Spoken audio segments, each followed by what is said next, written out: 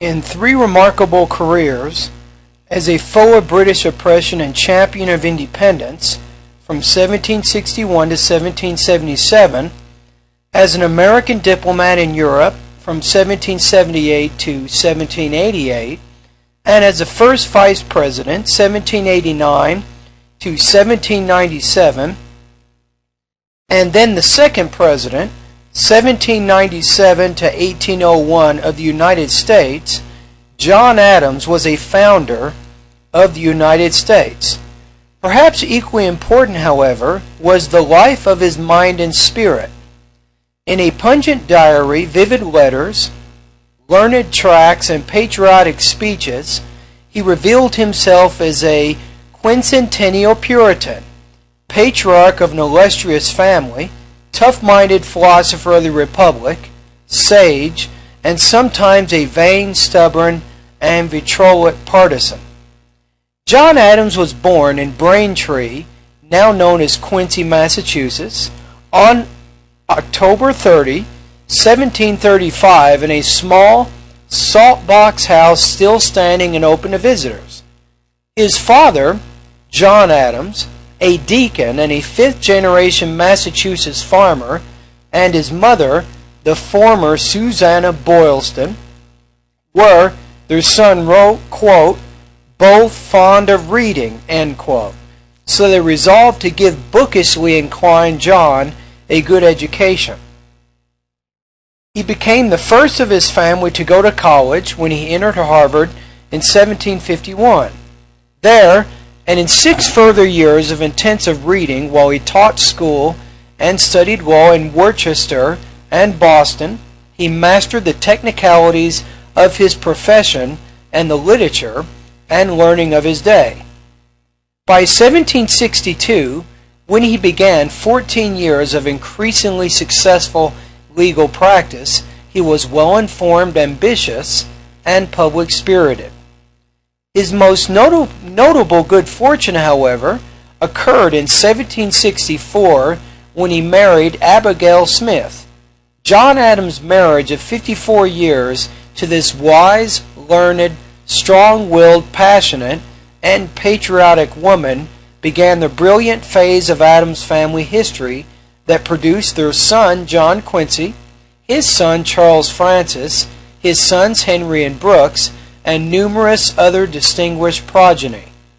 In 1761, John Adams began to think and write and act against British measures that he believed infringed on colonial liberties and the right of Massachusetts and the other colonies to self-government. A pamphlet entitled A Dissertation on the Canon and the Feudal Law and Town Instructions denouncing the Stamp Act in 1765 marked him as a vigorous, patriotic penman, and, holding various local offices, he soon became a leader among Massachusetts radicals.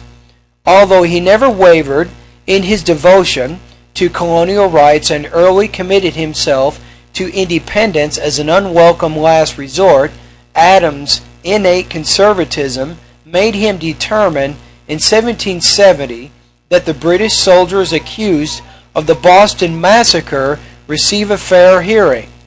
He defended the soldiers at their trial. He also spoke out repeatedly against mob violence and other signs of social disintegration.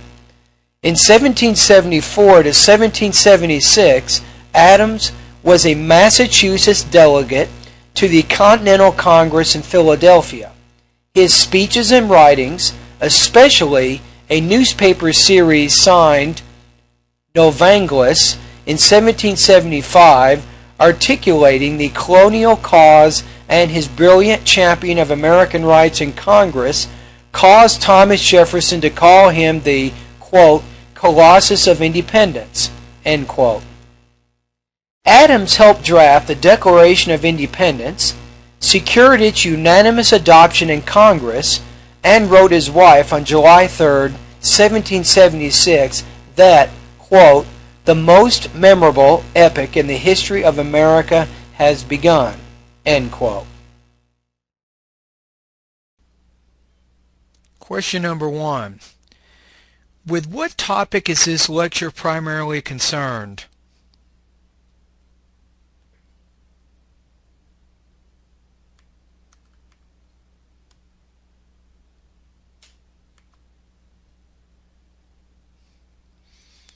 Question 2.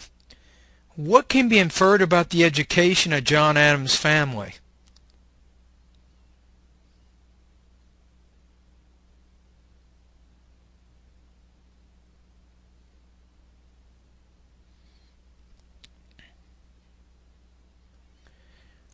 Question 3.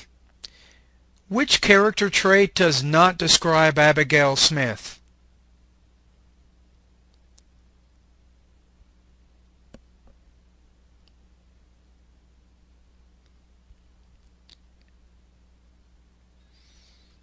Question 4.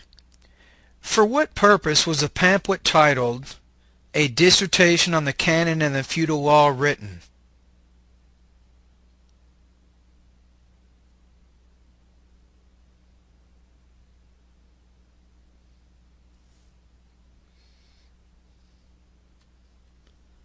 Question 5.